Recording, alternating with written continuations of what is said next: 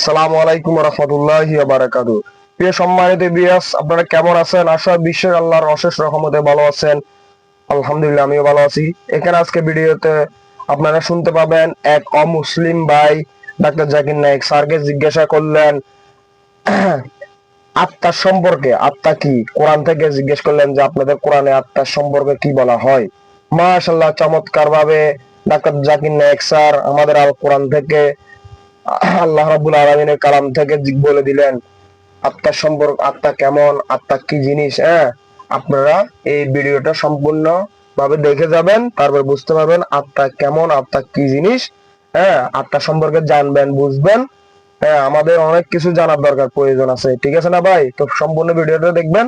ওকে, আল্লাহ হাফেজ। আসসালামু আলাইকুম ওয়া রাহমাতুল্লাহি ওয়া বারাকাতুহু। মহান আল্লাহ বলেন, যার হক এসেছে সত্য, ওয়াজাহাকাল বাতিল চলে গেছে মিথ্যে। ইন্নাল বাতিলা নিশ্চয় মিথ্যে, কানা যাহুকা চিরদিন মিথ্যে। জি ডক্টর নায়েক, প্রথমে আমি বলতে চাই আপনার সামনে দাঁড়াতে পেরে আমি সম্মানিত বোধ করছি। পিস টিভিতে আপনার অনুষ্ঠান অনেক দেখেছি এবং আমি মনে করি আপনার নাম জানতে পারি? আমার নাম মহেশ উর্সেকার এবং আমি মুম্বাই বিশ্ববিদ্যালয়ের দর্শন বিভাগে পিএইচডির ছাত্র। আমার প্রশ্নটি কিছুটা টেকনিক্যাল। আমি জানতে চাই ইসলাম ধর্মে আত্মার ধারণাটি কি? আপনি জানেন ভারতীয় দর্শনে আত্মা ও মনকে আলাদা ধরা হয়েছে, অথচ পাশ্চাত্য দর্শনে আত্মা ও মনকে অভিন্ন বিবেচনা করা হয়। তাই আমার প্রথম প্রশ্ন হচ্ছে, ইসলামে আত্মার ধারণাটি কি? এবং দ্বিতীয় প্রশ্নটি হচ্ছে, দেহের সঙ্গে আত্মার সম্পর্ক কি?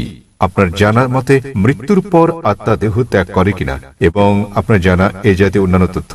তাহলে এটি একটি দুই অংশ বিশিষ্ট প্রশ্ন। আত্মার ধারণাটি কি, দেহের সঙ্গে আত্মার সম্পর্ক, এবং মৃত্যুর পর আত্মার কি হয়? ধন্যবাদ। ভাই মহেশ প্রশ্ন করলেন যে আত্মার ধারণাটি কি ইসলামে এবং সম্পর্কটা কি আত্মা ও মানব দেহের মধ্যে, এবং মৃত্যুর পর আত্মার কি হবে, এটাই মূল প্রশ্ন। ঠিক তাই। যতদূর পর্যন্ত আত্মার সংশ্লিষ্টতা রয়েছে, তাতে আত্মা হচ্ছে মানব দেহের নির্যাস।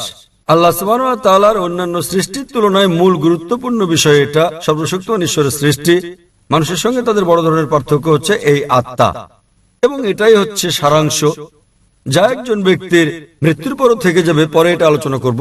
বিজ্ঞানের যতটুকু সংশ্লিষ্টতা রয়েছে তাতে বিজ্ঞান আত্মা নিয়ে কথা বলে না।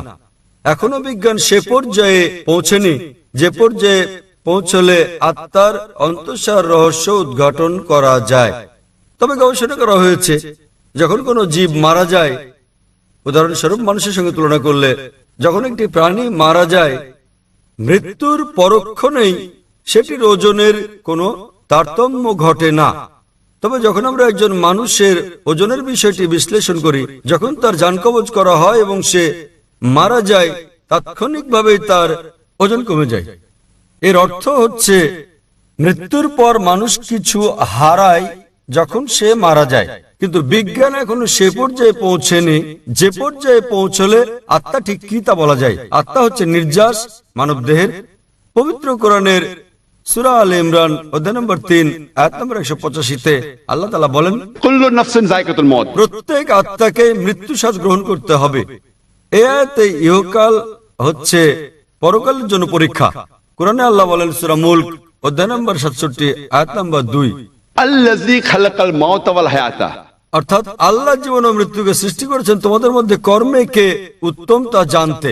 তাই এই পার্থিব জীবন পরকালের জন্য পরীক্ষা, এবং প্রত্যেক আত্মাকে মৃত্যুর স্বাদ নিতে হবে। একজন মানুষ মারা গেলে তার আত্মা দেহের মধ্যে থাকে না, কিন্তু বিচার দিবসে যখন তাকে পুনরুত্থিত করা হবে, তখন তার করা নেক কাজ ও পাপ কাজের উপর ভিত্তি করে বিচার দিবসে সর্বশক্তিমান ঈশ্বর, তিনি মালিক ইয়াউমিদ্দিন, অর্থাৎ তিনি বিচার দিবসের মালিক। দুনিয়ার জীবনে আপনি যেমন কাজ করেছেন তার উপর ভিত্তি করে সেদিন আপনার জন্য নির্ধারণ করা হবে আপনি বেহেশতে না দোজখে যাবেন। সুতরাং আত্মা জীবিত থাকে, আত্মা মরে না।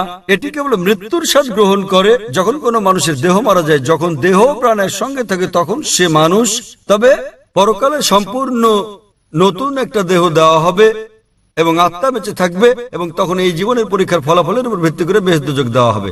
আশা করি উত্তরটা আপনি পেয়েছেন। আত্মা আর মন কি অনুরূপ? ভাই প্রশ্ন করলেন আত্মা আর মন কি অনুরূপ? না। আবার বলছি, মন হচ্ছে ভাবগত। যদি আমি আপনাকে প্রশ্ন করি আপনার মন কোথায়, আপনারা জানেন তখন লোকেরা বলবে মনের অবস্থান মস্তিষ্কে।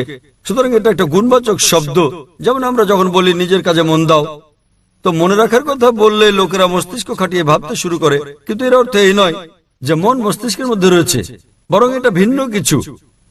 তাহলে আবারও প্রমাণিত হলো যে মন একটা গুণবাচক শব্দ। আমি জানি না মনকে কোথাও স্থাপন করা হয়েছে কিনা। যখন আমরা মন সম্পর্কে কথা বলি সাধারণত মস্তিষ্ক সম্পর্কে ভাবি, কিন্তু সেটা একটা গুণবাচক শব্দ। আশা করি উত্তরটা পেয়েছেন। আপনাকে ধন্যবাদ।